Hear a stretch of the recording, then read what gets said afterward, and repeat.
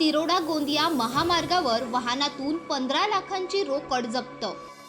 तिरोडा गोंदिया महामार्गावर निवडणूक भरारी पथकाने कॅशची वाहतूक करणाऱ्या वाहनातून 15 लाख रुपयांची रोकड जप्त केली आहे। विधानसभा निवडणुका पारदर्शक वातावरणात पार पाडाव्यात यासाठी गोंदिया उपप्रादेशिक परिवहन विभागाकडून सुद्धा वाहनांची तपासणी केली जात आहे। दरम्यान तिरोडा गोंदिया महामार्ग विद्युत प्रकल्पाजवळ उपप्रादेशिक परिवहन अधिकारी यांच्या पथकाने कॅश वाहतूक करणाऱ्या वाहनाला अडवले। या वाहनाला केवळ गोंदियात कॅश सोडण्याची परवानगी होती, पण ते तिरोडा येथे जात होते। वाहनाची तपासणी केली असता त्यात 15 लाख रुपयांची रोकड आढळली आहे। याची माहिती निवडणूक विभागाच्या तिरोडा येथील भरारी पथक क्रमांक 2 यांना दिली।